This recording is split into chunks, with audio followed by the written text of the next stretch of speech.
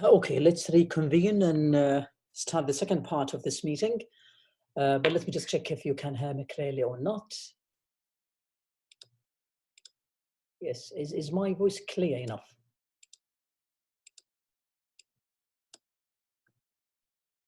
Okay. I hope you're still enjoying the meeting. We've got the second part of it, which is the practical side, particularly the integrated skills. Good, thank you, Madam, for that. Okay, integrated skills. I think you know the meaning of integrated. And when you look at this picture, you will just find the brain or the mind, and we've got two skills coming out and two skills coming in, and that's why we call it integrated. And if you look at these two, the speaking and writing, I think you know these are called productive skills, and we've got the receptive skills, and mainly receptive skills come before productive. You cannot give if you have nothing inside your mind. But today I'm not going this way. I'm going to speak about different classification, which is the oracy skills and the literacy skills.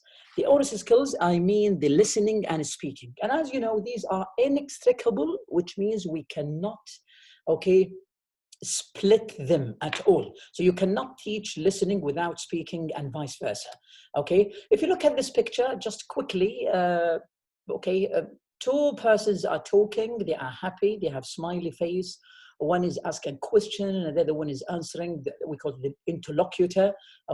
So they are talking, they are building communication, and that's why we need an oracy skills. If somebody is sending a message and the interlocutor or the hearer, the listener, is not understanding that, the communication is cut, is broken, And that's why the thing that we do need when we teach English, if you look at these things, this diagram is very, very important, And this gives you an answer why some students don't follow us on listening, or why they have problem in improving their second language listening skill.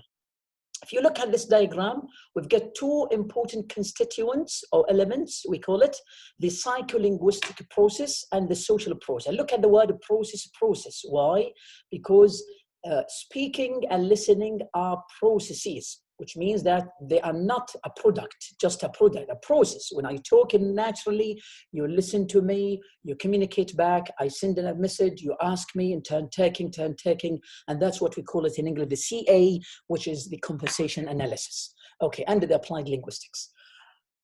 So what do we mean by psycho-linguistic process? Basically, it means receiving and making sense. So receiving means you can receive. If a person cannot receive, if he or she has a medical problem, like he is deaf or he has any problem in his ears, this will affect the psycho-linguistic process, and by the end, this will affect, listening.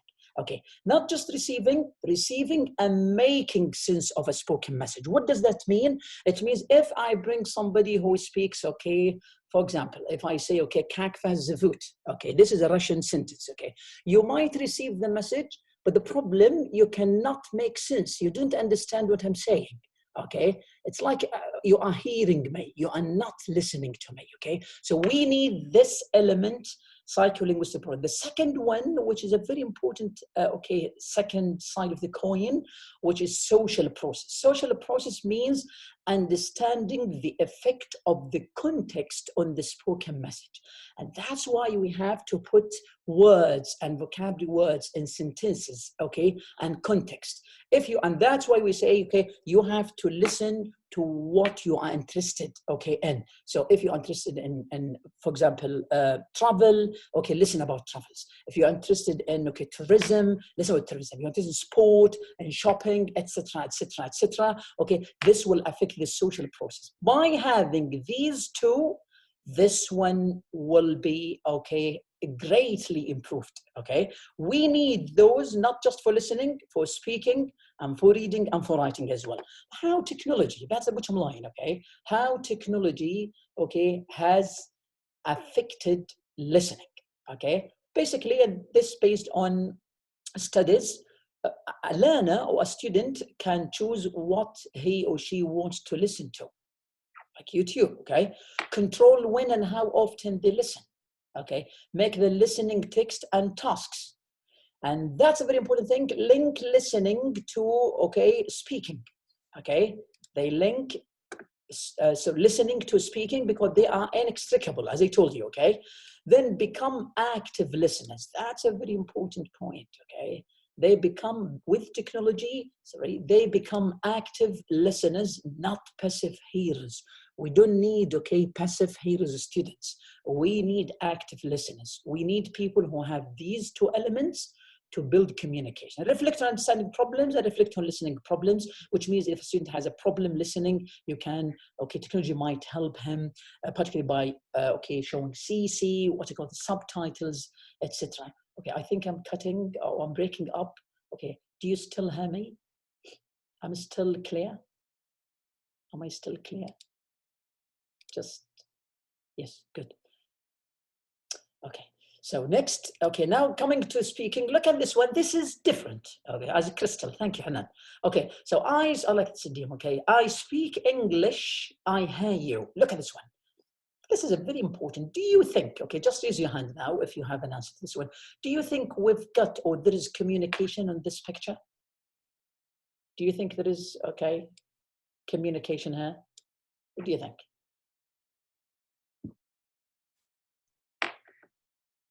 You can hit the mic and speak if you raise your hand. Okay. So compare this one, okay, to this one. Happy, a question, an answer, and they are happy, okay, because we've got communication. But look at this one. Do you think there is a fruitful communication here? Look at the facial expressions as, okay, Mr. Faisal Jammaz has annotated. Okay, one is speaking, other one using, okay, words that we are not familiar with in speaking. Yes, Ghada al-Ghili. Yes, Ghada. Go ahead. Just open your mic and speak, please. I have to move on, okay?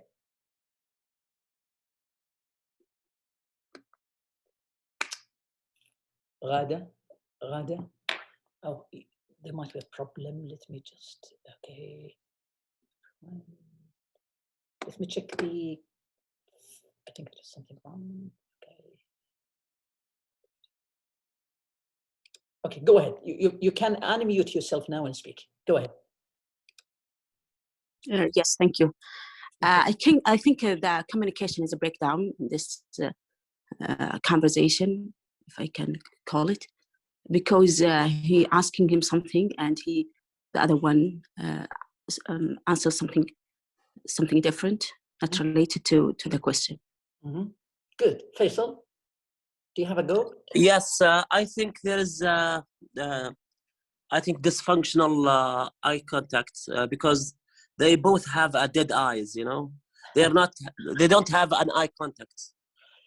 Yeah, right. And if you look at the word, okay, I speak English, like they are language learners. One is stating, okay, a statement, I speak English. The other one say, I hear you, which means I don't have any problem in my ears, but I don't make sense what you are saying. It's like when somebody is talking to you different language. Like when I say in different language that you don't speak, you don't understand. You hear me, but you don't make sense what is the spoken message. Okay, and that's why we don't use in skills, we don't say hearing skill, we say listening skill, because we need, okay, active listeners to build communication, not passive hearers. When you hear, it means you don't have any problem in your ears, you can hear me, but you don't make sense of what's going on, what's being said, okay? That's the point. And that's why this one is, okay, is puzzled, okay? As okay, said, look, okay, even the smile is not wearing on his face, okay? Good. Okay, so if you look at this one quickly, okay, I think I need this one. Okay, how technology helps in speaking.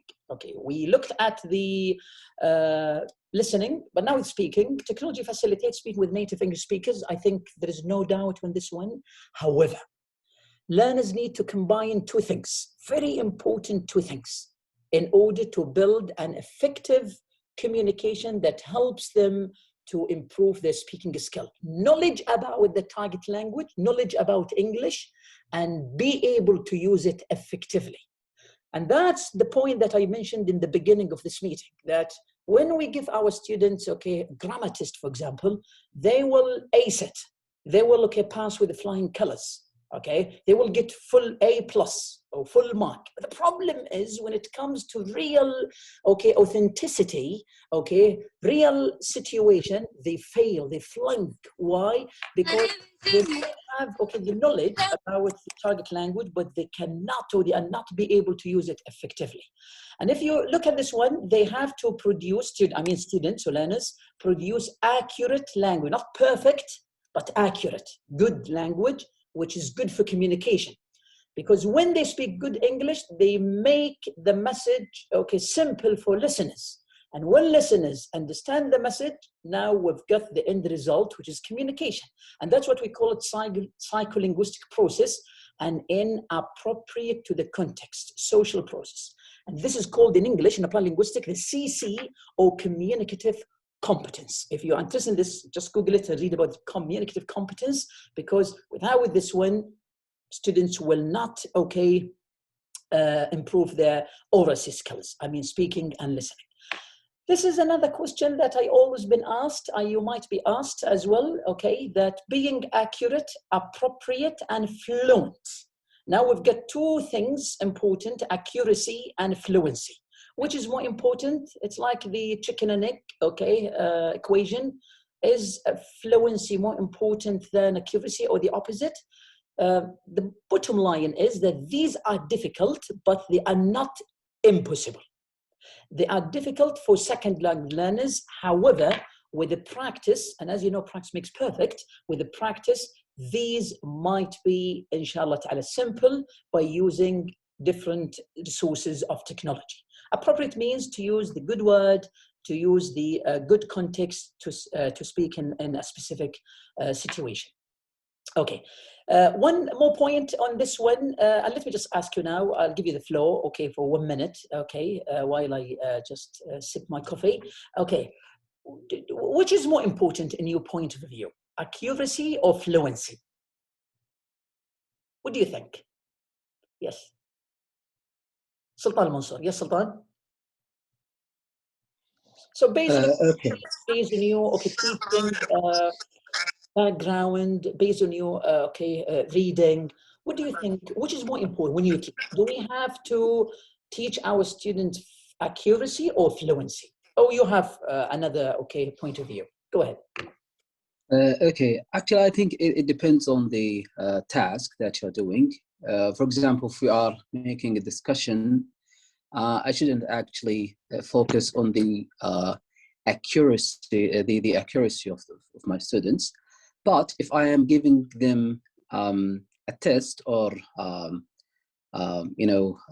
something particular to practice in English, for example, practice exercises on the past simple tense.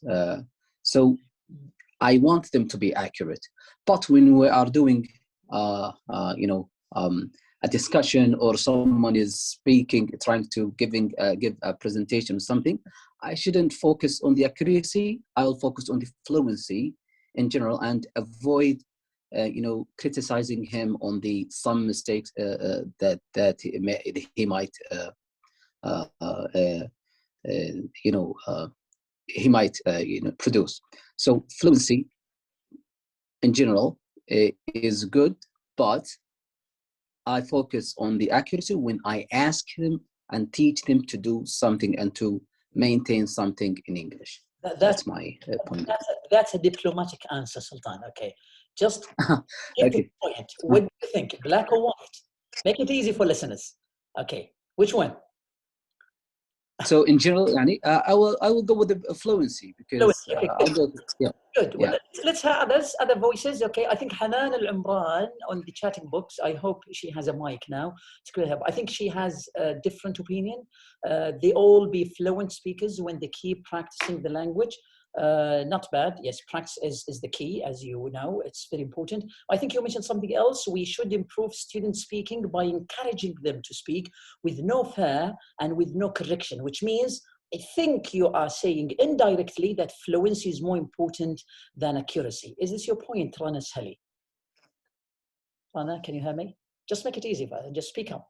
If you didn't have mic, I don't have many hands, okay, just to look at the chat books, speaking, monitoring, and everything, okay, although I'm a digital native, okay.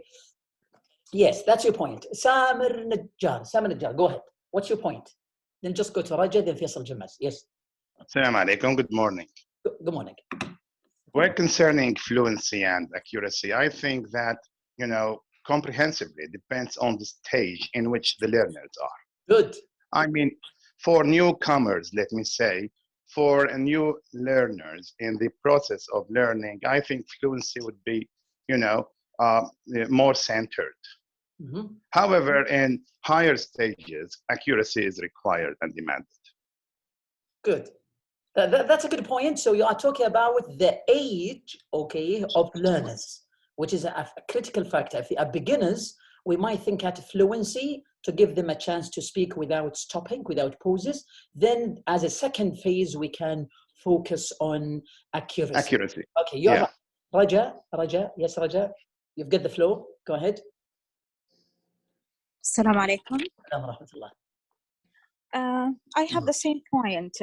Maybe at the intermediate stage or primary stage, I have to focus on the fluency first.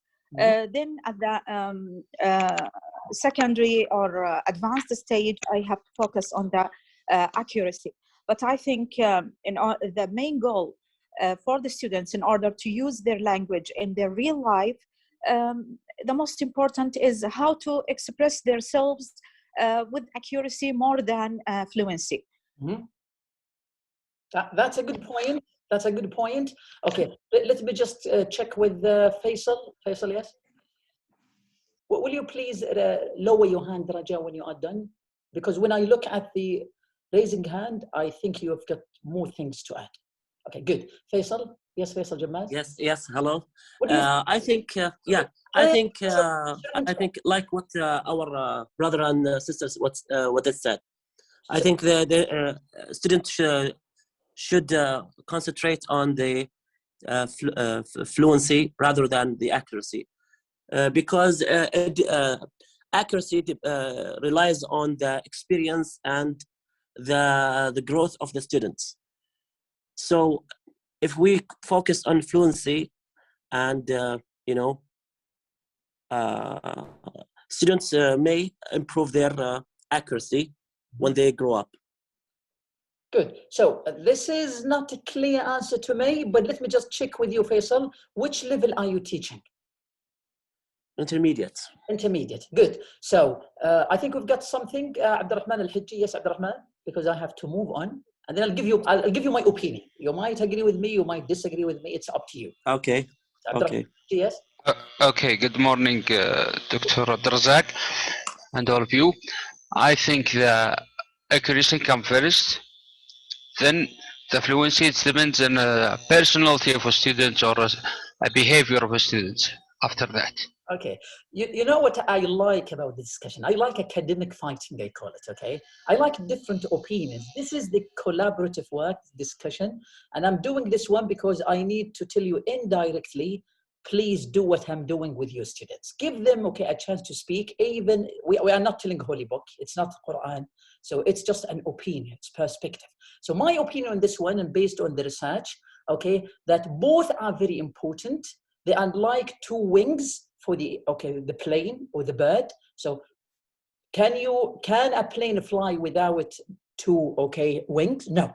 But as some of you said, depending on the age of students, so particularly, and that's my opinion, my just opinion, for beginners, we have to give them a chance to speak without any fear, okay, just to build the fluency. But at the same time, after just few stages, we have to check with accuracy. The problem is if you keep correcting them all the time, this indirectly will affect what we call it the sense or the felt sense. Then they will stop. They say, okay, I'm not going to talk. Okay, the teacher will. It's like crippling.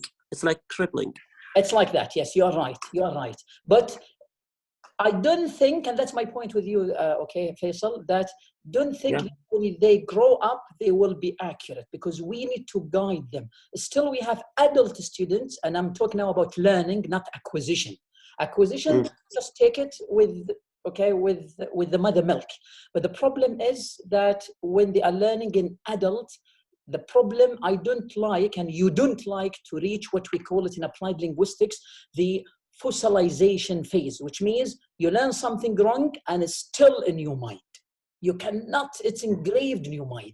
And that's what you need to, but that's the bottom line. Start with the fluency, then, okay, just integrate accuracy depending on the age of students. That's the factor. Okay, now with listening resources, I think that's the fun part about this meeting. There is a wealth, a plethora of resources online, and I don't have the time to bring all the resources. You might come across, you might know some of these resources, and I'm not going to walk you through baby steps, but just look at those, and I can send you this later. You can contact me, inshallah, in the last slide. I'll give you how you can find me. I can send you those. You can navigate them, and if you think these are good, just use them. If you think, no, I don't like them, it's up to you, okay? It's completely up to you. Okay, we've got 5 important resources for listening, okay? ELO, then we have the Youglish, and we have the Randalls. That's a very popular one. Then we have the ESL radio and TV, and those are web-based, okay? Sometimes you've got an application downloadable, but this one, this is my cup of tea. Okay, for me, every day I use this one. Although I'm a doctor, every day I use it. I like this one. It's called English Radio.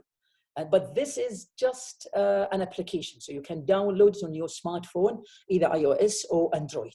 Okay, let me just go now and share with you the, but let me know if you can see the screen. Okay. Okay, can you see the screen now? Okay. Yes, no, just type, please. Can you see the screen? Good. Okay, just Bassam, don't have to go on. Is my screen readable? Okay, so this is the first resource, ELO, okay? The good thing about this one, okay, it has audio lessons and video lessons, and you can just go to levels. This is the accuracy and fluency. You can choose different levels, and as you know, many authentic resources, okay, just use the CEFR, which is called the Common European Framework of Reference, which we call it A1, A2, B1, B2, C1, and C2. So if you are teaching elementary, just aim at A1 and A2, or just B1 if you have smart students, and the intermediate, okay, B1 and B2. And if you are teaching secondary, I think A1 is enough. I don't think you've got C2, sorry, C1, not C2. Okay, you can choose, okay, the level. For example, let's go to level 5. Then just browse, this is what I call the CFR B2. Click on listen list. Then I'll give you some, okay, defaults about this website. So you've got the speakers, okay, which is the nationality of the speakers, okay, American, British, sometimes you've got, okay, Korean, okay, Japanese, and you've got the title, okay. So for example, let's choose this one, okay, kids and boredom. Okay, is life too fun for kids? You can click on this one. I'm not going to run it because the time. So just walk you through simple things. You've got this one, okay, a video.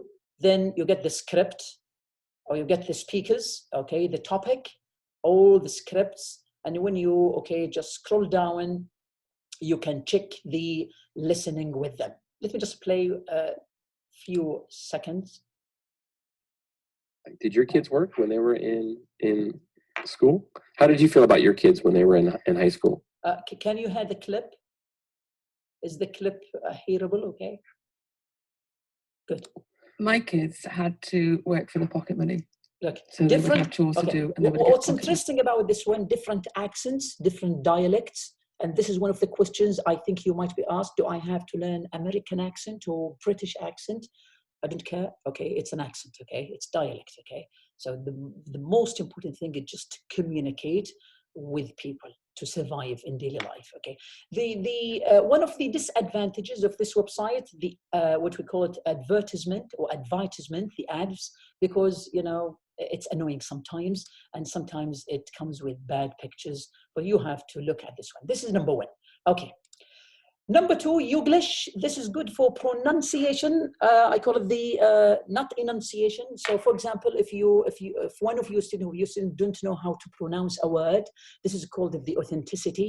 For example, if I have a word like door, okay, so for this one, door. So why British people say door, but the American people say door, okay? How about the Australian? So you can look for videos, and that's what we call YouTube English, Youglish. Okay, so you can check all the accents, or just UK or US or Australian. For example, UK, and look, we've got about 5,188 okay clips out of YouTube on different topics, authentic topic, using the word door. Listen to this one. This is a UK sample. To leave an essential part of who we are at the door. At the door, okay, that's it. Look at the US, okay, you can give them a chance, okay. And now we've got about 48,000. And look at another example. We now have the capacity to backdoor access. Backdoor, okay? That's when you teach pronunciation and listening and speaking. Sometimes if you're interested in the UK, or just go to the all and look at for this number, okay? We now have the capacity. The good thing, these coming from YouTube, they are authentic, they are good resources for teaching, and you get the transcript. You can just go with this one, and you can just go with nearby words like we call it synonyms, or okay, the synonyms, okay, phonetic, okay, which is the IPA or the modern. But the problem, as I told you, okay, the pictures, okay, the ads or advertisement. The problem, they have to pay, or we are not ethically, or just okay, academically, it's not ethical to ask students to pay money to get rid of that, okay? But just introduce them. And we've got, okay, tips to improve your English pronunciation. You can read them, you can find related, but the problem is, as I told you, the pics, okay? The next one, ESL radio and TV, that's for advanced students. And the good thing about this one, the topic about science, okay, social life. For example, you can just go and read about the Yellowstone National Park. You can click on this one. Then you will just read, okay, look at the level, English level intermediate, okay. You might find this one is difficult for your students. You can, okay, go one step down or go one level up, okay. Then you watch the video, okay. Then you play a quiz, okay. That's good, and that's what we call it, the comprehension questions, okay? That's another resource which I highly recommend. This is one of the best, I can say, resources, and it is stated, mentioned, and I can say in many call and cult textbooks and reference books. He is an English teacher, but he has building this one. The good thing about this one, it's up to date, which means this company or this teacher, Randall's, he's an American guy. He's an English teacher. He built this one and he keeps updating this one.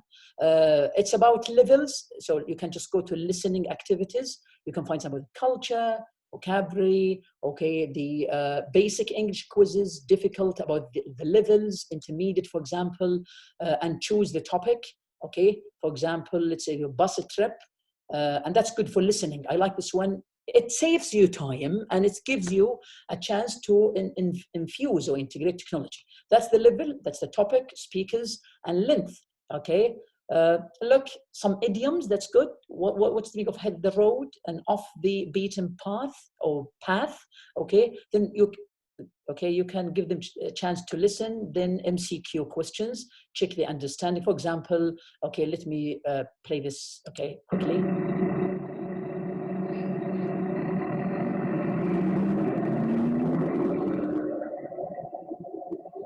Excuse me, is the seat taken? It is now. Take a seat. Thanks. I've been waiting for. Okay, and you can just choose. For example, I'm not going to waste time. This is wrong. This is what we call it feedback. I think we mentioned this one. Okay, feedback wrong, and it gives the correct answer. Okay, and when you give, for example, something. Okay, I didn't listen to this one, to be honest. Okay, but I'm not sure. Hopefully to get nothing. Okay, you give the score, the bus trip, 0. You get green one. That's the answer, 3 hours. That's the answer, the green one. It's like a traffic light, a green and red.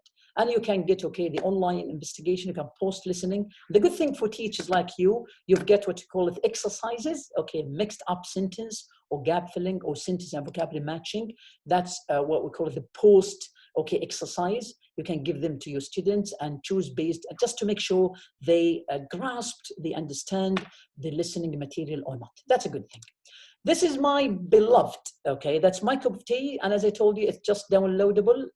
You can download. The good thing about this one, it is like an umbrella for many, okay, radio channels in different countries. So you can listen to the news, live news, listen to different channels, different broadcasting channels in the UK, in Australia, in Canada, and the US, and it encompasses podcasts and different things. So you can download it and see. It's free, by the way, and I like this one, okay? Now let's move to the, okay, speaking, okay? The resources for speaking, we've got 3 things, but the only problem of speaking, okay, that many companies, they are not free service. Okay, you have they are paid service, and it's understandable. It's anticipated. Why? Because we have people who program, who are working behind the scenes, and if you find native speaker, so time is money, which means that if you need to talk with me, you have to pay me. I think you know Cambly, and by the way, I published a paper about this one, conducted, if you're interested, you can contact me later. I can send you the paper if you are, and think about how students at a university level think about Cambly. Just investigate the difference between American accent, different accents, etc., etc., etc. Okay, we've got another one, which is English Ninjas. It's similar to Cambly, but you can compare and contrast. And as I told you, the only problem, okay, with speaking resources, that many of them are not free. You have to pay, okay, or they are paid service. You have to pay a little of money. But for me, okay, that's my point of view. It's nominal price. It's nothing to pay. It's cheaper than traveling abroad and living with people. It's good because this is the only way, and that's one of the affordances of technology. Okay, we've got Body Talk. So quickly, let me share with you. Okay, that's the Cambly. Cambly has something for kids, but I have another resource for kids if you are teaching kids. Well, I know I'm tired, okay, with Cambly. I'm not marketing, okay? These are companies, but I have to be clear with you.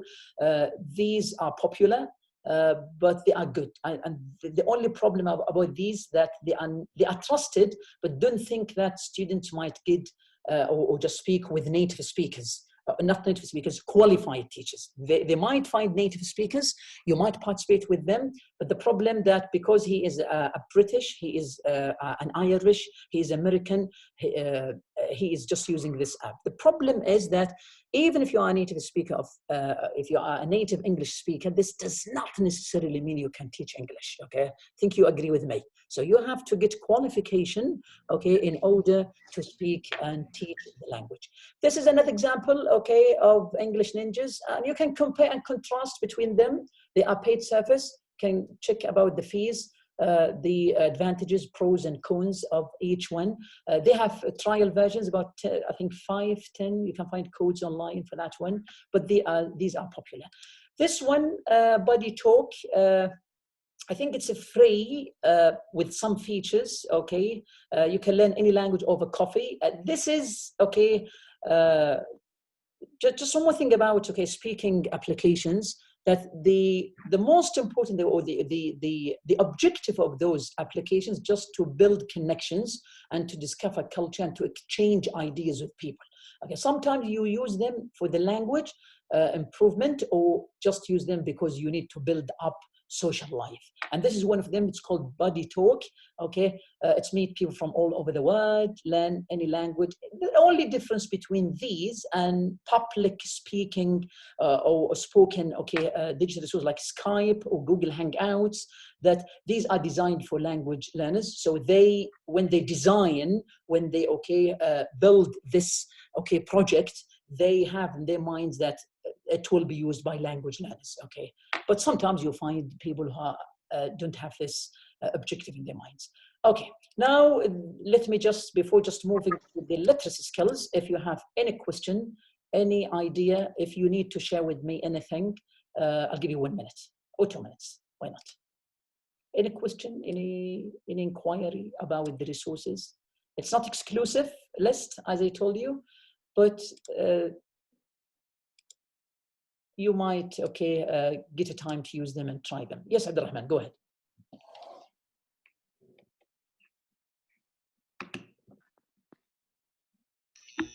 Hello, can you hear me? We can, go ahead. Okay. Actually, I want to add a source about, it's not about the listening communication, it's about reading communication. Wait, Abdurrahman. I'm going to talk about literacy skills. I might have okay. Don't jump the line, don't jump the queue, okay? Sorry for that. Okay, no problem. I will wait. No, that's fine. Because this is now my topic, okay? Okay, Faisal, I think you raised your hand. Is it by mistake or? Yes. No.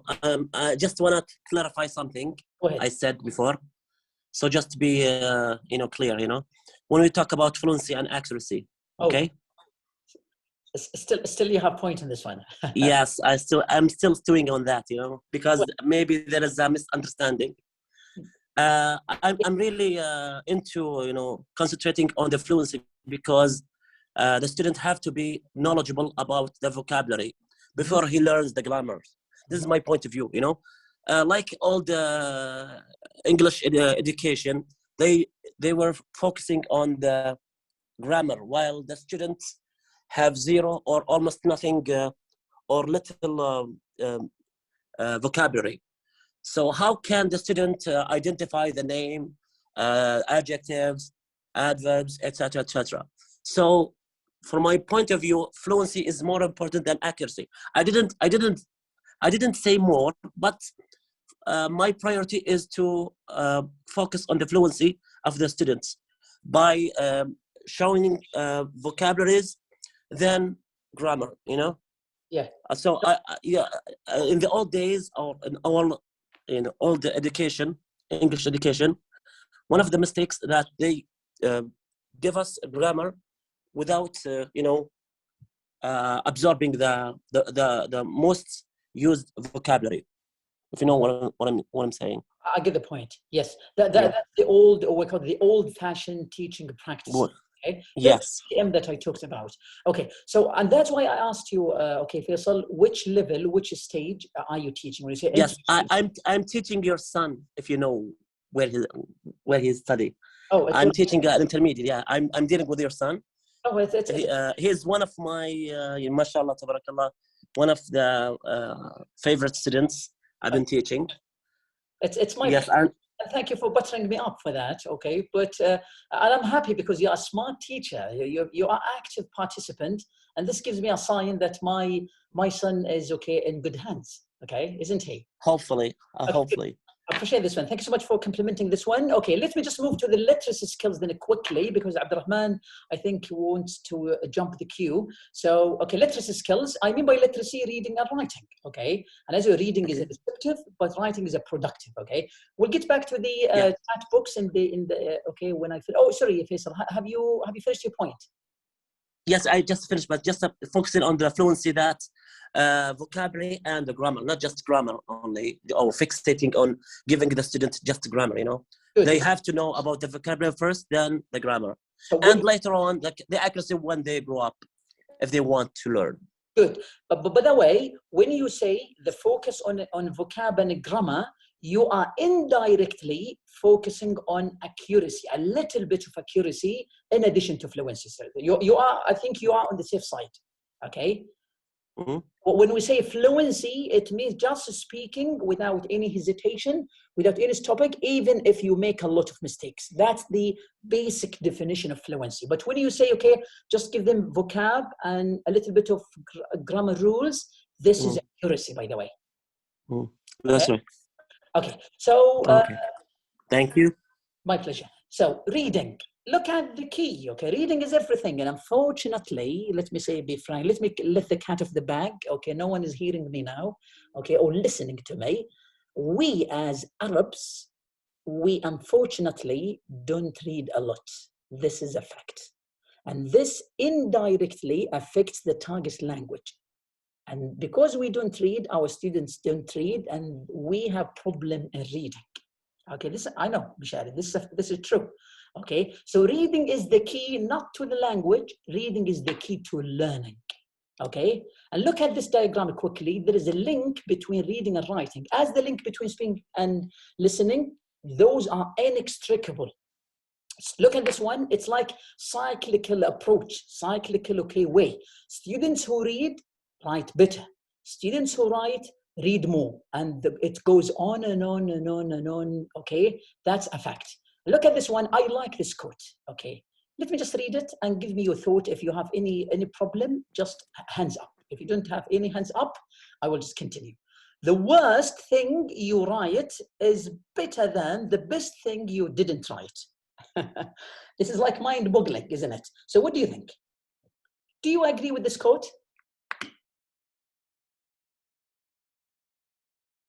Yes, Abdulaziz Shagawi. Yes. السلام عليكم ورحمة الله وبركاته. عليكم السلام ورحمة الله وبركاته. ما أدري شو أقول دكتور، لكن مبسوط جدا إني سمعت صوتك مرة ثانية بعد الجامعة. الله يسعدك.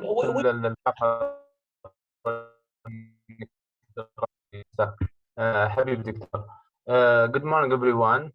So I guess that that's right, because I still agree with the sentence I read before.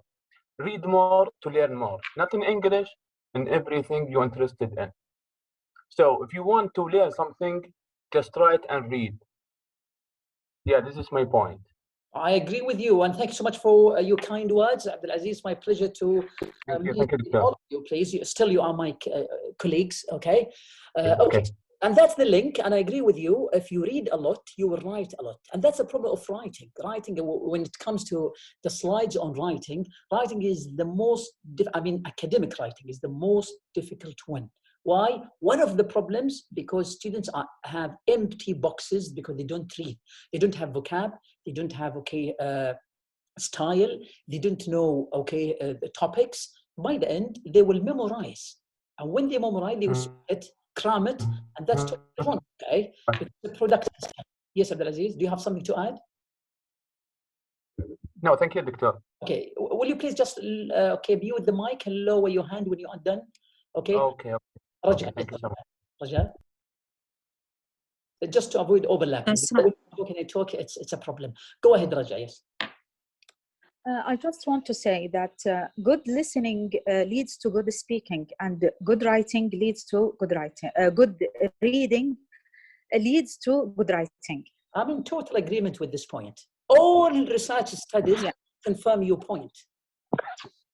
Okay, and that's why they are integrated. They are inseparable, inextricable. We cannot split them at all. Why? Because look at this one. Okay, that's reading.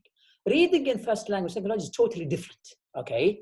Learners, when students start, learning English, okay, they have limited exposure, particularly now at the age of 10, I think, 9, 10, at the grade 4, correct me if I'm mistaken, okay? They have limited exposure or access to second language reading. That's before technology. Now, this is a slide about, old-fashioned way, okay? To second language text just in a classroom. Teachers used to bring some text, or brought some text and gave them to students, read them, but beyond the confines of classroom walls, they didn't find any access to English texts. So this is according to a study by Cunningham 2005. We know about, students know about 5,000 words when we start reading our Arabic, which means when the baby stage, we learn some Arabic words, listening, exposure to our family, to our mothers, to our fathers. Then when we start, at the age of 5 or 6, we know about 5,000 words. These 5 Arabic words help us to build our literacy or reading. But is this the case for English? No. But we know very little when we start reading. And that's the problem that you are facing. I have students, they are teenagers, but the problem, they don't know basic English. The problem because they have nothing in their minds. They started with empty slate, we call it, or empty box. So we have to fill it through reading, okay? And that's why we have something called graded readers or graded readings, okay? Second language readers may have difficulty with unfamiliar. The problem is not the word, is the culture, okay? Why? It's the topic. So tea time, for example, in the UK. We know tea time, but what does it mean in culture? So we have to explain this one. If you took the exam, the standard test like IELTS and TOEFL, you might come across or came across with reading that has difficult background about a type of dogs that are living in Canada. Okay, this is not my culture. The problem is not the language, the problem is the culture. It's like when we go to Al Janadriya and we talk about our traditional food, mataziz, garsan, to a native English speaker. He might not understand this one because the culture, not the word. Okay, writing and skill, as you know, are strongly related. Okay, and this is the bottom line. Okay, that's the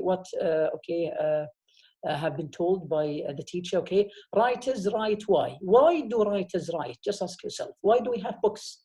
Okay, to communicate the ideas, the opinions with readers. And if readers cannot read, or if readers cannot understand what is written, okay, they will not understand the written thing.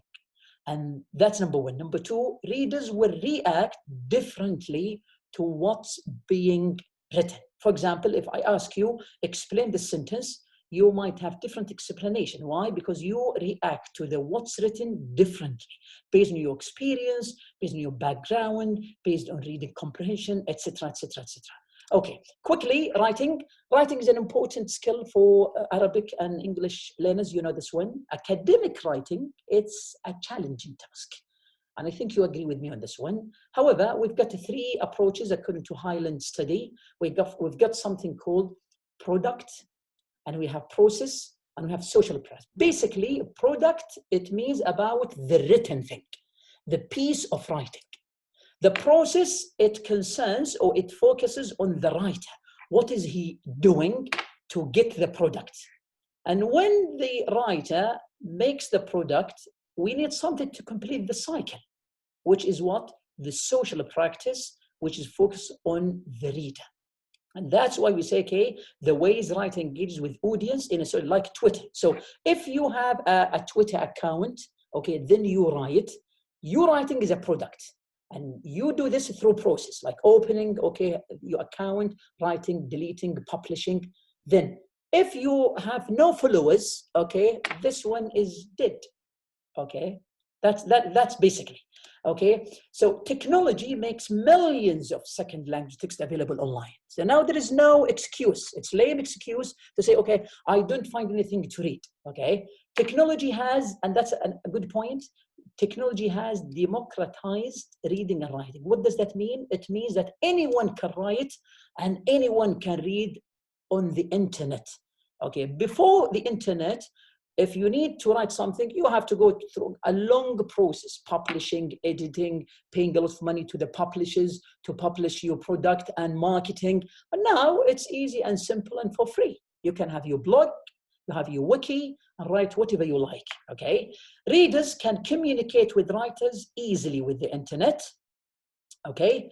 The internet has created what we call it communities. This is one of the 5 C's I discussed, okay, the academic, okay, the ECTFL, the clubs, you can build reading club, okay, travel club, okay, any club you, and that's why we have something called, okay, clubhouse. That's the bottom line, okay.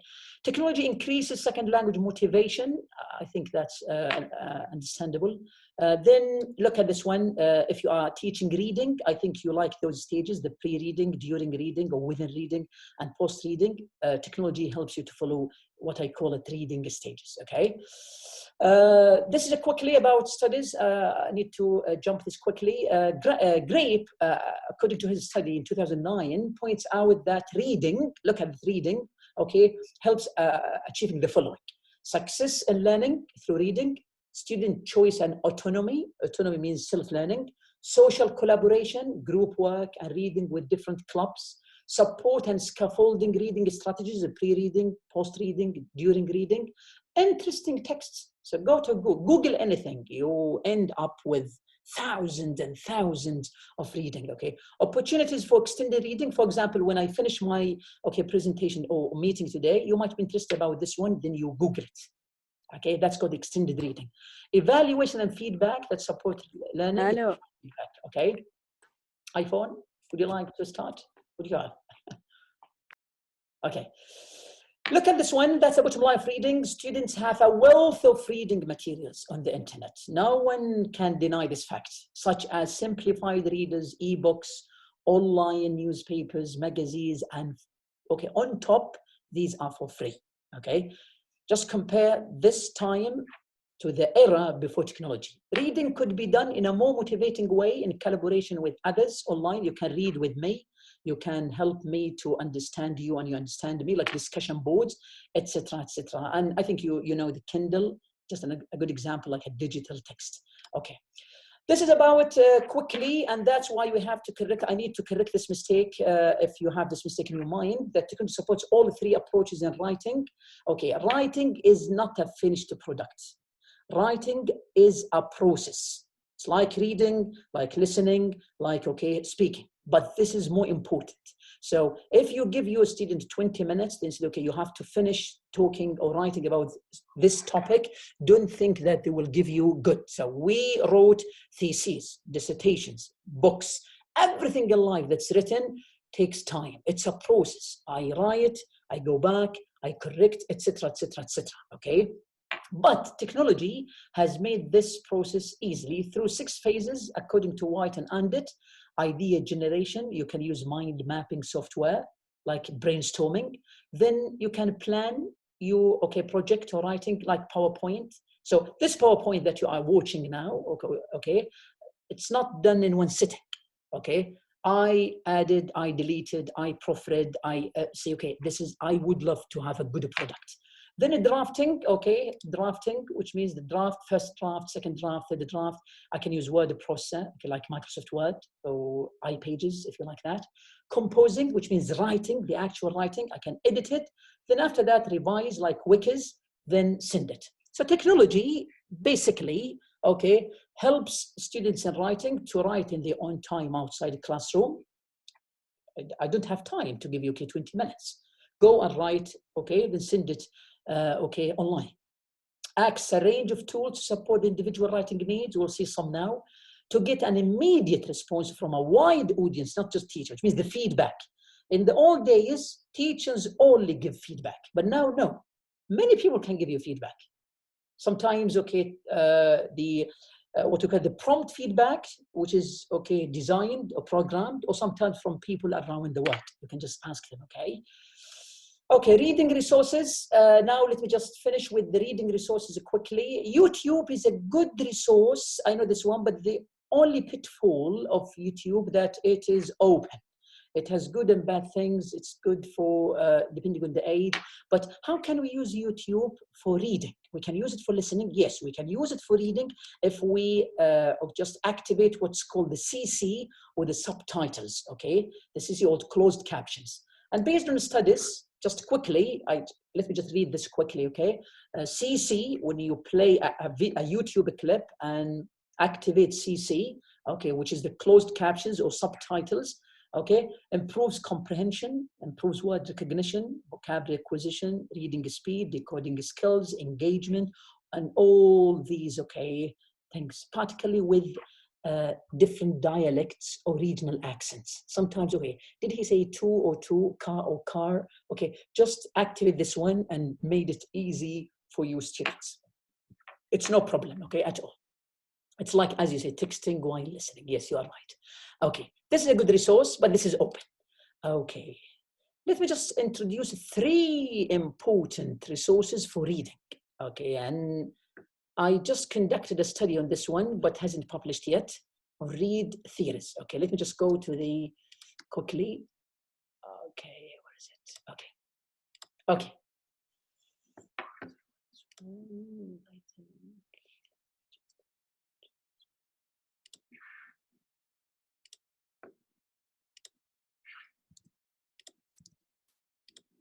Okay.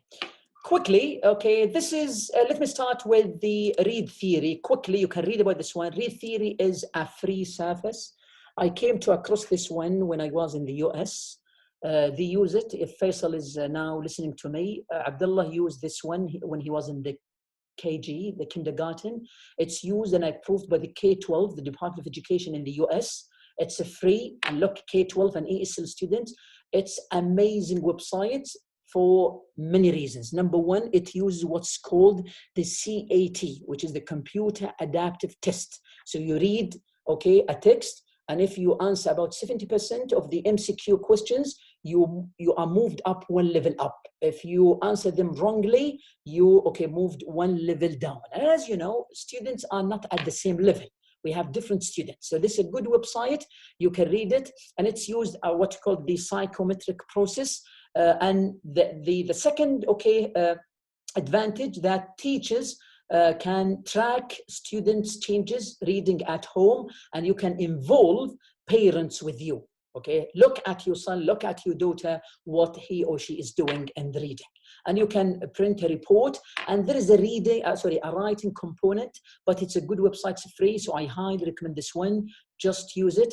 And by the way, when I finish, many of these resources have been explained thoroughly. I explained them personally, and I posted those videos on my YouTube channel. I will just, okay, give you my YouTube channel at the end. You can find many resources. I explained them in 10, 15 minutes. I walked you through baby steps, but now I don't have time to go, okay, one by one, because you are English teachers, and I think you can do your math on this one. Okay. Okay, second one, which is the read lang. That's a good thing. You can, the good thing about this one, you can just copy and paste a text outside, and you can check the levels of a student. For example, okay, that's the library. Okay, I did this. Okay, about, okay, you can look at this one. You can copy and paste. Okay, then check the level, okay, of this text. So look, you complete a 44 text. So you are asked to supply a text. Okay. This is a text. That's, for example, okay. Look at this one. That's coming from BBC. Okay, that's coming from Independent. These are authentic resources. For example, you click on this one. Okay. Then you get the text, like transcript. You get the video, and you get, it's like transcribing while speaking. From many advantages, as we'll be hearing in this program. And coming from the BBC, which is authentic. So now they save you time. Don't go to YouTube directly. Use what is approved by specialists and people in applied linguistics. Okay, and look at just a minute. That word polyglot sounds familiar, Neil. Doesn't the prefix... So, polyglot, for example. You don't know what does polyglot mean? Click on it. Then it gives you, okay, the translation, because when you set up the, okay, the settings, you choose that my native language is Arabic. Look, polyglot means, okay, a multilingual person, or متعدد اللغات, and a person who speaks more than one language, okay? Prefix, click on prefix, you can say, okay? So it's like doing everything at the same time, because this is the language, okay? It's not separate. That's the second resource. The third resource, Dog News. I like this one because it's coming from different disciplines like science, social studies, civic, word. So for example, let's go for this one, social studies. Choose this one, the spring and fall. This is culture, by the way. So read a news article. These are coming from news, but they adapted to match the level of language learners, okay? So look at this one, that's what we call the CCSS, which is the Common Core Standards by the American Department of Education. You've got that's another standard. So they are standardized, okay? This was written in March 8th, which is just a week ago, okay? This is the title, okay? And we've got how many words and 5-minute listening. So you can look at the keywords, precious, manipulation, genuine, adopt, ritual, etc., etc. We've got a picture, okay? That's the digital native feature, okay? It's like a news, but it's the only difference between BBC News, CNN, those are designed and, okay, added many features for second language learners, okay? Like keywords, listening, and you can chat with them and ask. It's like community website. That's another resource that I highly recommend for reading. Okay. Now let me move to, I hope to finish at 12 o'clock. We'll get at 1, but I need to finish early today. So, okay. Writing resources. We've got many resources for writing. It is the most challenging task. I know this one, and it comes at the end, okay? Because we need reading, writing, speaking, sorry, listening, speaking, reading before that. then we'll just go to the Wikis. Has anyone used Wikis before? Now I need to hear from you. Okay. Has anyone used Wikis before? Wikipedia? That's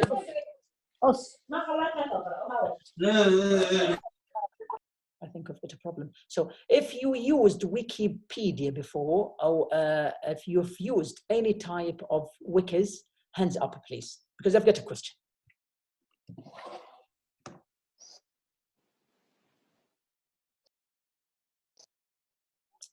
Okay, Khalid Dawas, yes, Khalid. Then Saad Al-Harbi, yes, Khalid.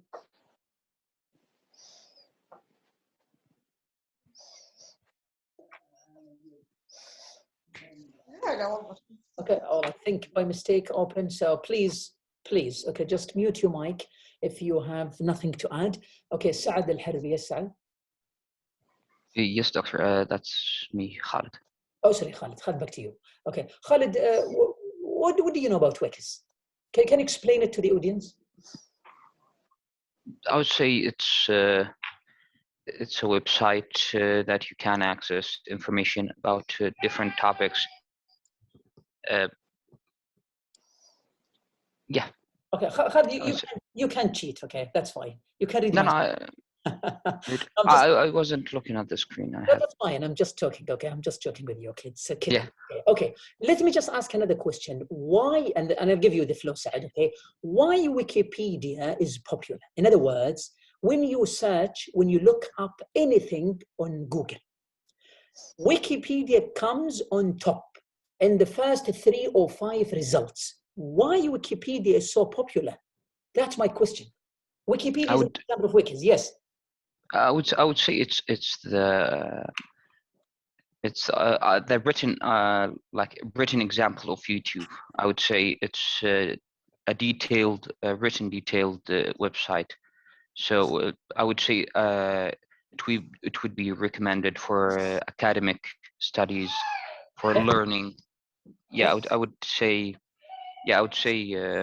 for someone looking for a detailed information, and especially through reading and a written source, I would say Wikipedia is a good, or a wiki in general.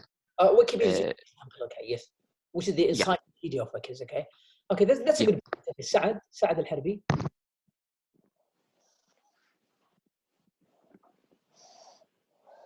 Okay, thank you very much. Can you hear me good? We hear you clearly, yes, go ahead. Okay, first of all, Wikipedia, it is very common and because number one, it's a free service. And I think the most important thing, it is up to date, because the information there are fresh and updated on a daily basis. And it's a collaborative work. Everyone can write and let me pause you now. When you say updated, who updates the product of Wikipedia? That's my question. Yeah, that's my next point. My next point is it's a group work. Okay. Anyone can pitch in and write and edit information. Okay. So that's what makes it powerful. It is a group work. Everyone can join and edit information. That's fantastic. And this is the reason of the popularity of Wikipedia, because it is editable interface, editable platform. Anyone can add and delete whatever he likes or she likes. Okay, I'll get you back to you, Faisal, but let me just read this one quickly. According to Urban et al., Wiki is a collaborative. Look at this definition. I like this one. Okay, back to sort of that. Okay, a collaborative means a group website that many people can work on or edit. Okay, can we use this for our students? Yes. Give your students a writing activity and let them or just split them into groups of 3 or 4 students and give them a chance to build up one main project written by many people, and you can follow them. You know who adds, who deletes, who omits anything. Wiki, by the way, is a Hawaiian word coming from Hawaii. If you know the Hawaii island, it means quick. Why? Because it's quick. There is no need to have programming background. There is no need to study in computer science to know the basic, I mean capital BASIC, basic language or C++. It's easy. It's just, okay, 3 steps, open a wiki, edit it, save it, and that's it. And you can sign up for free with the Wikipedia and write on any topic you like with your, okay, just community of practice, okay? And that's why, as you said, okay, many of you, I think, have the same idea, and I can see the chat. Many of you mentioned this one, the editability, okay? The most widespread social collaborative network, because the editing feature, which means anyone can edit. Edit means add, delete, change, whatever you like. Let me just comment on something on the chat box. I need to correct something, okay? Hanan Al-Umran said, and could be edited by users, you are right. Community wiki, you are right. Oh, Khalid, if I don't agree with you when you say authentic website, there is some, or there are some claims that Wikipedia are not authentic, and it's not some, okay, when you write scientific paper, people recommend to cite Wikipedia. Why? Because it is not authentic. For me, I think it's authentic because at the bottom you find some references, but still we have disagreement on this one, okay? Okay, sometimes they edit wrongly. I agree with you, Mishari. I agree with you, okay? But you can just build up a closed wiki for your students. Okay, these are some advantages of wikis. Okay, links included, structured, not sophisticated. You can change and save and email them. You can add pictures. Content acts online. That's the content, which means the product collaboratively added. You can search what is written, and pages update quickly, as you said. Okay, there are some disadvantages, as you know. The content is unstructured, like discussion, because people keep changing. The structure, the organization is not linear. It's because due to the changing okay, factor. And we have something called intellectual property or copyright issues. Why? Because sometimes you can steal something, but according to what the common knowledge, okay, they say, okay, anything that's published in Wikipedia, okay, you agree that it can be used for that. But just cite it, okay? Give it credit, okay? Quickly, let me just give you a quick video. I think we've got, I've been told that I have to stop at about 12, so still I have time, good. Let's, okay, watch this short clip, which gives you an idea of how wikis work and how can we use it in our classroom. Okay, just let me know if you can listen to the clip. Is it hearable? Sorry, is it hearable? Can you hear the clip? Can you hear the voice? These 4 friends are going on a camping trip. They need to bring the right supplies because they're back. Good. Let me just watch it. It's just 3 minutes. Packing. The group needs to plan and plan well, so coordination is key. They're all computer users, so they start planning with an email. It starts with 1, but then becomes a barrage. Email is not good at coordinating and organizing a group's input. This is the old way. Boo! The important information is scattered across everyone's inbox. This isn't coordination. Let's start over.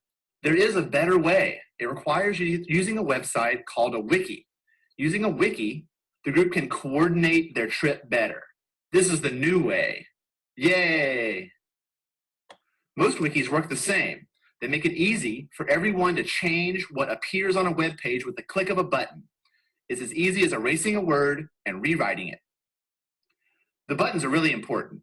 There are 2 that are essential. They are edit and save, and they are always used together. Let's see them in action. Here are our camping friends, and this is a wiki website. Like all wikis, it has an edit button. Clicking this button transforms the web page into a document. All you have to do is click it, and the web page becomes a document ready for editing. Editing the page means you can add or remove words or change how they look, just like writing a letter. Once you're finished editing, you click save, and the document becomes a web page once again and is ready for the next person to edit it. Easy. Edit, write, and save. Using this process, a group can coordinate more easily. Let's apply this to our camping friends who need to bring the right supplies. Mary signs up for a wiki site and then sees the new site for the first time. She clicks the edit button to get started. She creates 2 lists for camping, what we have and what we need. Under we have, she lists the things she will bring, a cooler, stove, and flashlight. Under we need, she lists items that others need to bring, compass, lighter, water, and food. She finishes the process by clicking save, and the website now has lists for the camping trip. Now it's John's turn. John visits the Wiki website, clicks edit, and the page becomes a document ready for him to make changes. John volunteers to bring food and water, so he moves those to the have column. He also realizes the group will need a knife and rope. Once he's finished, he clicks save, and the wiki is ready for the next person. Henry visits the wiki, clicks edit, and he can edit the page. He remembers they need a tent. Henry saves the page, and the wiki is ready for Frank. Frank edits the page and agrees to bring the remaining items, completing the process.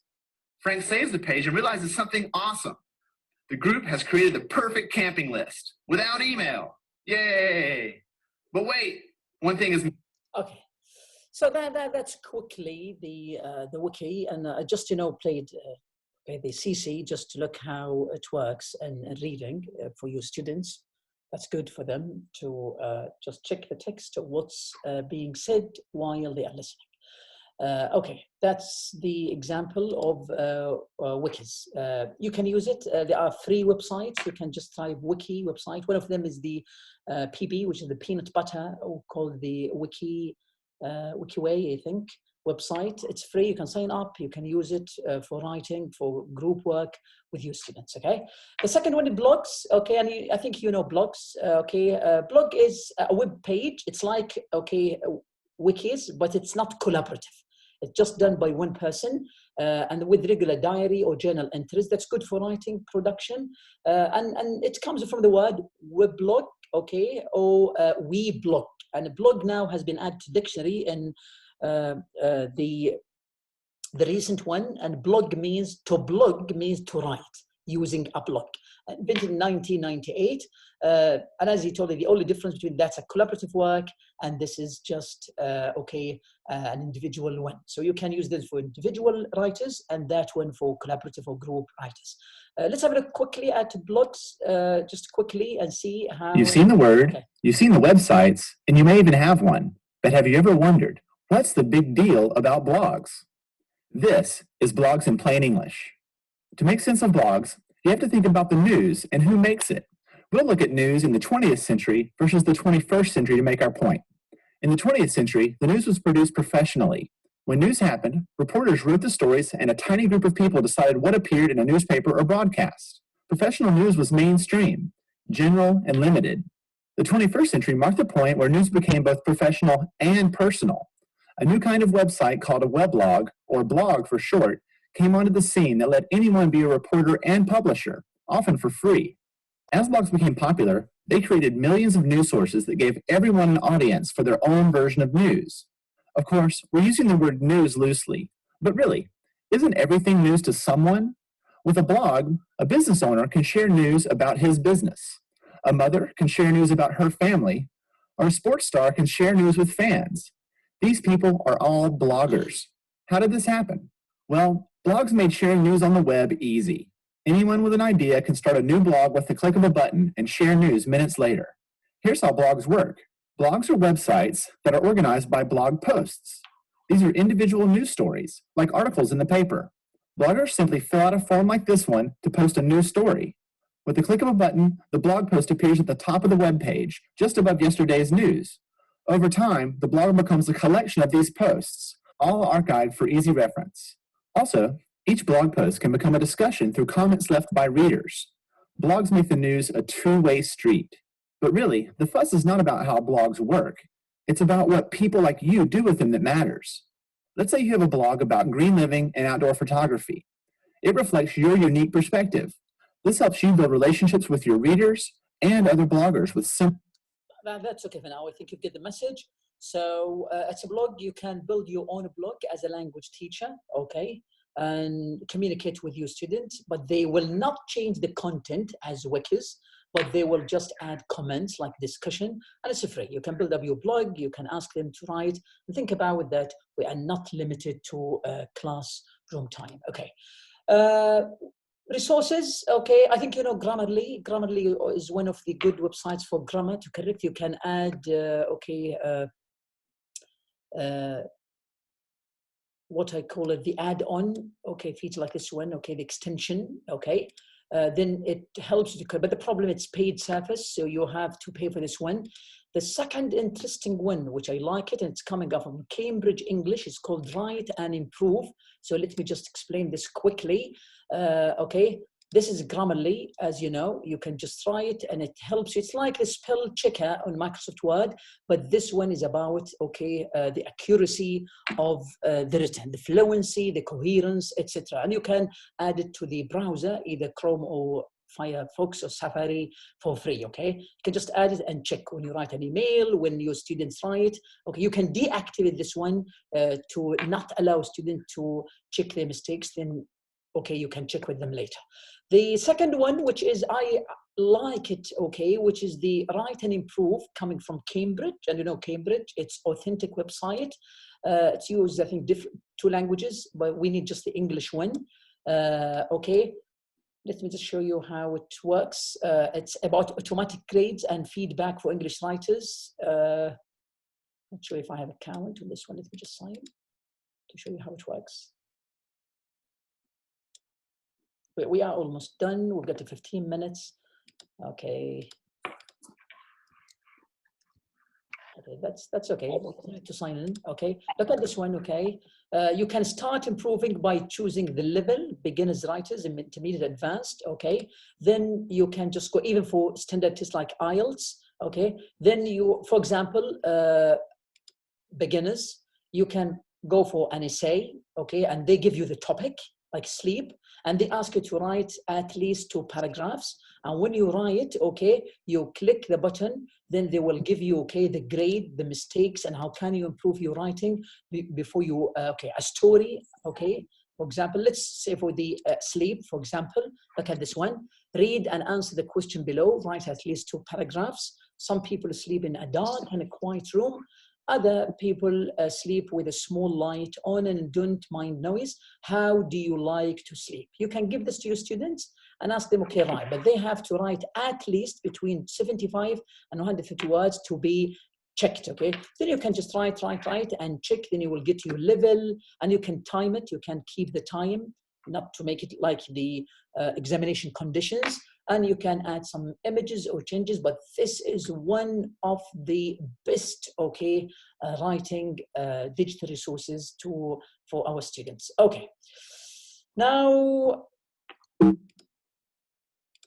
okay, discussion number 3. I think I'm almost done. But I need more hands now, okay, please. Now for the last part, which is a very important element in teaching. Okay, now you are good teachers, you are qualified teachers, okay, and inshallah ta'ala you are going to use different digital resources in addition to madrasati, which is a must, okay. But the question is, how do assessments differ from tests? I read something in the chat box about marking, or I think one of the teachers, she said about grading them and marking them. We would love to talk about this one in 1 or 2 minutes. This is a very important, okay. And I will give you 2 digital resources that help you in assessment, okay? So how do assessments differ from tests? Any hands? Abdul should go, yes. We've got 2 minutes for this discussion, yes? Yes, Victor. Yes, go ahead.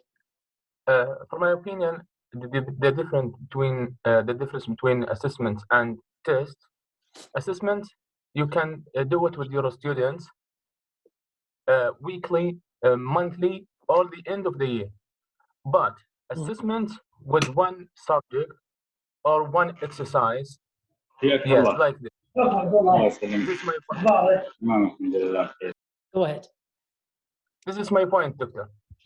I think you've got first of the answer, which is assessments, about when you said, okay, the different types of assessments, the ongoing assessment, the final assessment. I will give you the technical terms for that, okay? But the tests, okay, let's see who disappeared, okay. I need, you can lower your hand if you are done, Abdulaziz. Okay. Go ahead, Faisal. Yes, about assessment, it's like measuring, telling how your students will perform or how their level will be performed. I like. So you are trying to assess their level by doing an assessment. Test, it's like after they have received all the syllabus, you can test them for it. But assessment comes before the test, as far as I think. Okay, this is your point of view. I like the word when you said perform. I like this word perform or performance. But let's see what Wafa has for us. Wafa, yes, Wafa. Hello, everyone. I think that assessment needs, it comes help from a teacher and a student. Sometimes, not always, of course. The test needs a pre-studying before. Doesn't need, of course, without cheating. They need to study before. Okay. But the assessment doesn't need a study. This is my point of view. What does it mean, assessment, in your point of view? It's like a homeworks or tasks that a teacher is doing, projects, anything. Okay, not bad. Sultan Mansour, quickly, please. Yes, can you hear me? Yeah. Okay. Well, I think the assessment is a continuing process. So it needs to check their levels and give them some feedback. But tests, you are actually measuring their level in achieving one of the tasks. So I can know what level they reach by tests. Well, I think you are beating around the bush, okay? But let's see what Mana has for us. Mana, yes. Hi. I think assessment just training or learning, more learning, like a worksheet, a playing, or anything. Okay. But just I evaluate my students that do the skills or not, or I need to improve them, or I need to arrange for them. Okay. Assessment, I do it every day or every week, just to training for them. Okay. Well, okay. It's about the time. I think you are mentioning about the time. Okay, daily, weekly. But I will just make this clear. Let's finish with Samir Najjar. Yes, Samir. What do you have? Oh, then Ghada Al-Aqili. Yes. Hello again, doctor. Hello there. Well, I think assessment is a procedure. Okay. And it's taken or carried out throughout your learning or your teaching and learning session. It can be initial or diagnostic. It can be collective, summative, and formative. On the other hand, concerning a test, I think it is a tool to measure a final, product. Oh, okay, a final objective. Did you cover? Have the students covered the targeted objective? That's it. Good. I think you grasp the idea of assessment, but let me just finish with Ghada. Ghada, yes. Ghada, what do you have? Do you have something to add? Do you agree? Do you yes. Yeah. Yes, briefly, I think test is one of the main tools for assessment. Excellent. What do you mean by tools? Yes. What do you mean by tools? Tool or a way, one of the ways of assessment, yes. Yes. Yes, it's an instrument, yes. Good. Right.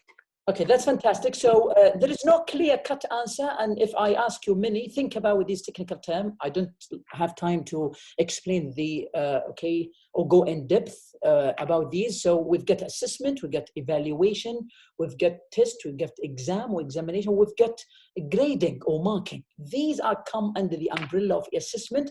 Basically, as assessment is very important, we know that, no one denies this fact. It's very important to know, as Faisal Jamal said, the performance of a student. There are many types of assessment. We have summative, we have formative.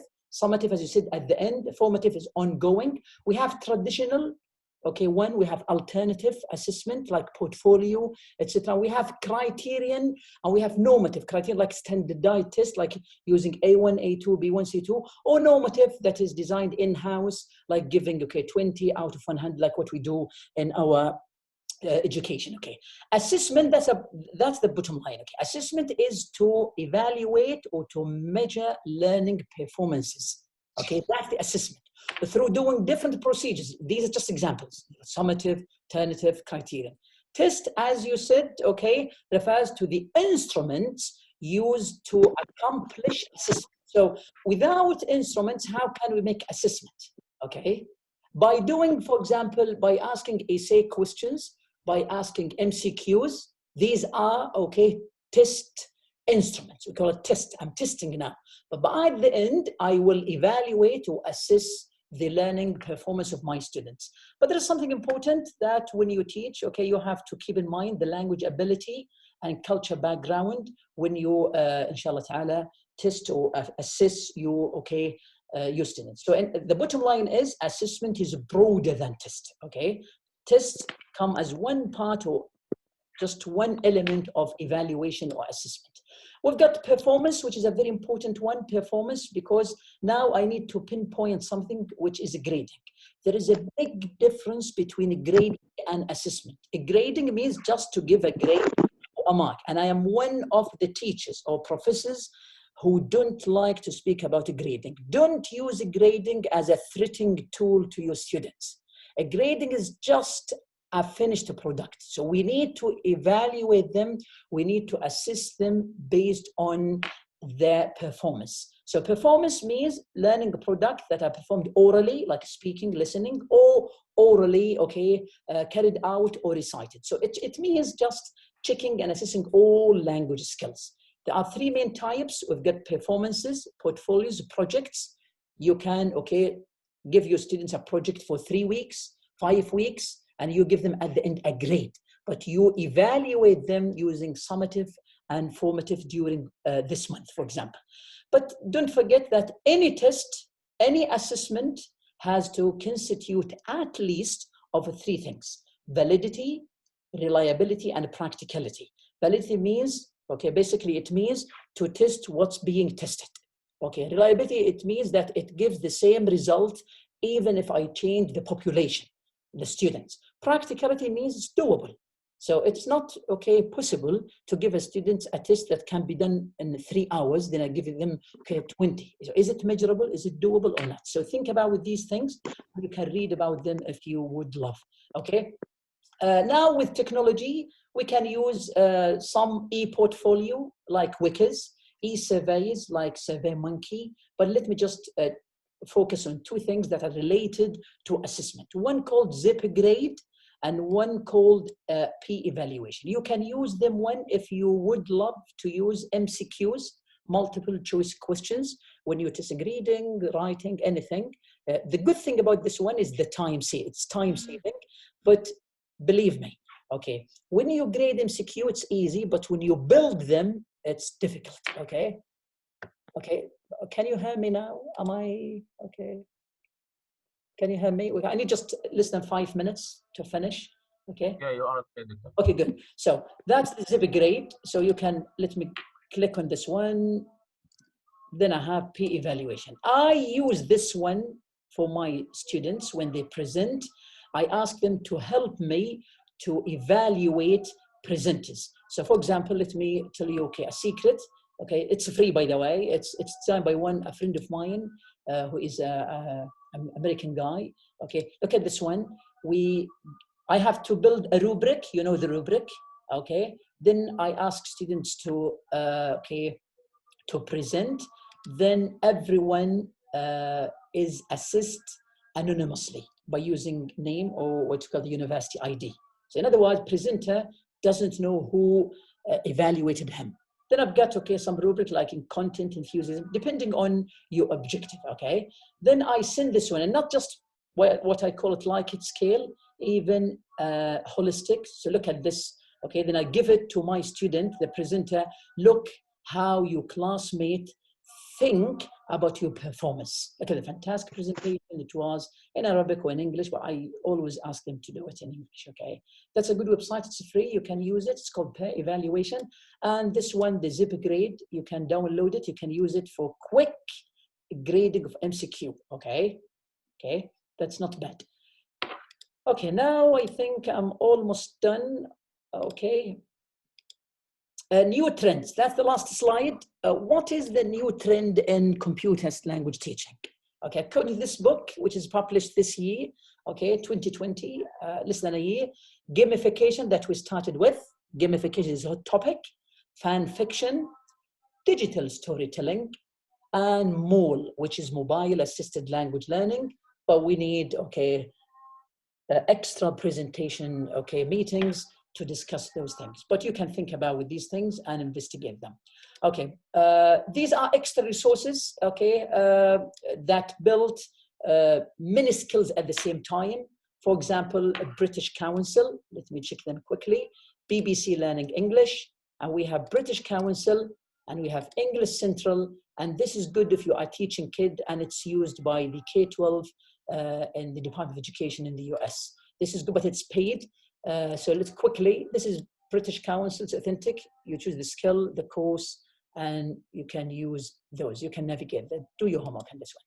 BBC Learning English since 1940, okay, 43, sorry. Many authentic resources and just live. Look at this, this is a hot topic. You can ask your student to read and understand and build up the vocab. Okay, British Council, another one, it's good according to the levels, different materials, authenticity is the key. This is another good thing, it's called English Central. It has, it's paid service, but you can use some of the features for free. You can go to the courses, you can choose like beginner, intermediate, you can choose, okay, like TED Talks, etc. This is if you are teaching kids, this is a paid service called abcmouse.com. It's academy, not just for English, but for reading, math, science. I highly recommend, if I receive any consultation from parents, I highly recommend this. It's paid, but it's trusted. It's good, like virtual, okay, classroom. Kids like it. It's like inside a classroom, okay? So it's good, and it's early learning academy, okay? Okay, what I have, I think I'm done. So I'll give you just 2 minutes for questions. Thank you so much again for your attendance, for your questions, for your participation. This is me, and this is how you can find me on Snapchat, Twitter. Just write my name. And this is just the WhatsApp, not just calling. You can, that's for consultation, for anything. Just contact me if you need anything. Thanks so much again. And now before we leave, I'll give you 1-2 minutes for questions. Do you have any question, any inquiry, anything? Okay, anything? Okay, any question, just raise your hand and give me what you think. Any question, any problem? Okay, I'll leave this one for you if you can just take a picture. Okay, any question? Let's make it large. Okay. Thank you so much again for all of you, and thank you for the General Director of Education and Qasim, and for giving this opportunity to meet up with my colleagues. And I hope to meet you again in the in different, okay, inshallah ta'ala, occasions. If you have no questions, it's prayer time. And I think you're done. Well, I think there are a lot of questions about registration, certificates, but sorry, I'm not the correct person to answer these questions. These are logistics or administrative work. You can contact the General Director of Education and check with them, okay? I'm just a presenter, okay? Thanks again. And if you have any question again, that's it. This is my email. This is my Twitter and Snapchat. And this is my WhatsApp for consultation. You can text me and be with me sometime. I'm so busy, I can get back to you ASAP, inshallah ta'ala. Assalamu alaikum wa rahmatullahi wa barakatuh.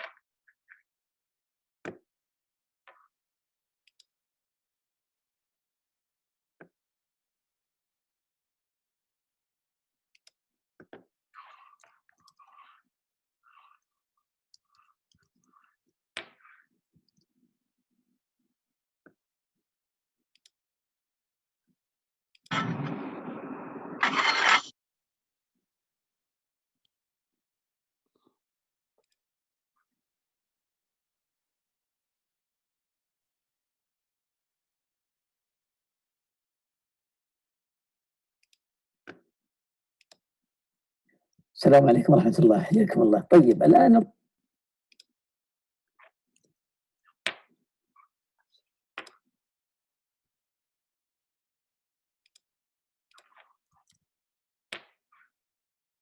Sorry, I forget to add just in the books, if you can just take it. I just added my YouTube channel explaining the read theory, and you can navigate to other resources that have been explained thoroughly on my YouTube channel. Okay. Assalamu alaikum wa rahmatullah. Jazakumullah khair.